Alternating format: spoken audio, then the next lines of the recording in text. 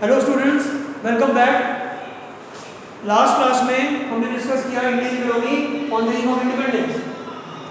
इसके अंतर्गत हमने ये जाना कि कॉलोनियल एक्सप्लॉयटेशन ऑफ एग्रीकल्चर कैसा हुआ, कॉलोनियल एक्सप्लॉयटेशन ऑफ इंडस्ट्रीज कैसा हुआ, फीचर्स ऑफ इंडस्ट्रीज क्या थे, एग्रीकल्चर सेक्टर हमारे इंडियन इकोनॉमी में क्या थे, इंडस्ट्रियल सेक्टर क्या थे, और फिर फॉरेन ट्रेड क्या था।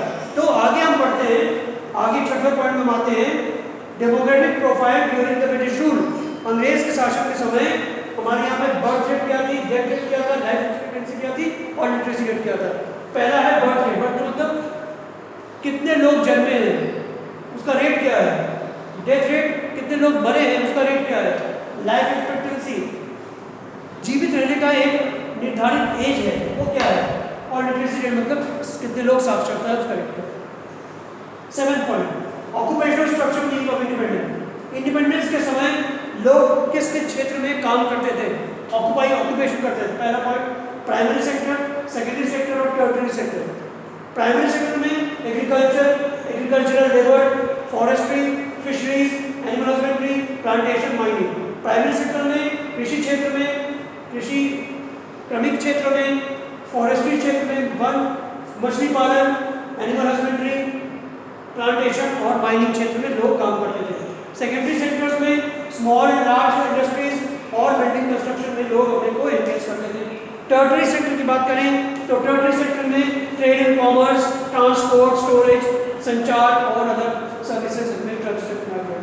ये हो गए आपके ऑक्यूपेशनल स्ट्रक्चर ऑफ इंडिपेंडेंस। अब बात आती है कि जब हम स्वाधीनता हमको मिला, इंडिपेंडेंस हुए, तो प्रिंसिपल सोर्स ऑफ ऑक्यूपेशन क्या था, कृषि, एग्रीकल्चर। और इंडस्ट्री उस समय वेरी इनसिग्निफिकेंट था, लोग इंडस्ट्री को पसंद नहीं करते थे, बल्कि कृषि क्षेत्र में लोग ज्यादा रहते थे।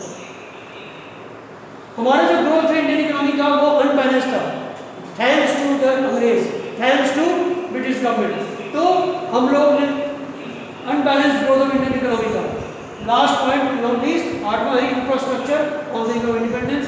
इंफ्रास्ट्रक्चर जो था धीरे धीरे डेवलप होता गया और इकोनॉमिक चेंजेस आए और सोशल चेंजेस भी आए। इकोनॉमिक चेंजेस में ट्रांसपोर्टेशन सिस्टम इंप्रूव हुआ, कम्युनिकेशन सिस्टम इंप्रूव हुआ, बैंकिंग क्षेत्र में हमने तरक्की की, पावर और एनर्जी क्षेत्र में इंप्रूव किया।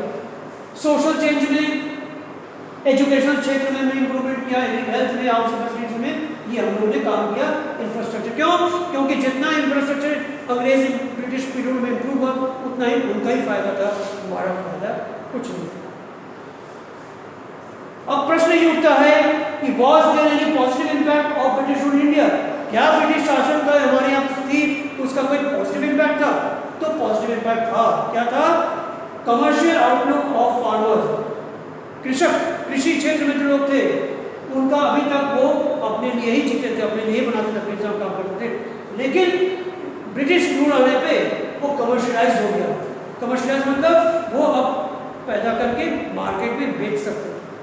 न्यू अपॉर्चुनिटीज ऑफ एम्प्लॉयमेंट, रोजगार की कई अपॉर्चुनिटीज खुले। कंट्रोल ऑफ फेमीन, जब फेमीन में भूखमरी हुई, पॉवर्टी में चुका हो, उस पर अंकुश लगा। क्यों? क्योंकि रोजगार आए, पैसा कमाने लोग लग गए तो पॉवर्टी कम होती गई।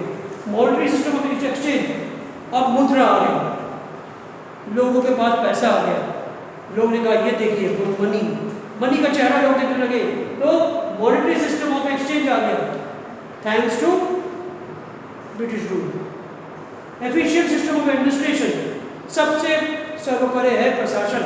अगर प्रशासन जो है सख्त हो, एफिशिएंट हो, तो कोई भी काम कर सकता है, इकोनॉमी भी सुदृढ़ चलती है, इकोनॉमिक सेटअप भी बहुत बढ़िया चलता है। तो एफिशिएंट सिस्टम ऑफ एडमिनिस्ट्रेशन, तो ये हो गया आपका पूरा chapter Indian economy on the eve of independence. तो kindly go through the PPT, go through the PDF, go through the videos and not the least go through your NCERT book. हमने आपको question answer लिख के भेजा हुआ है और आप जो है उस क्वेश्चन आंसर को देखिएगा और अपने नोटबुक में उसको काइंडली कॉपी करिए। Thank you so much.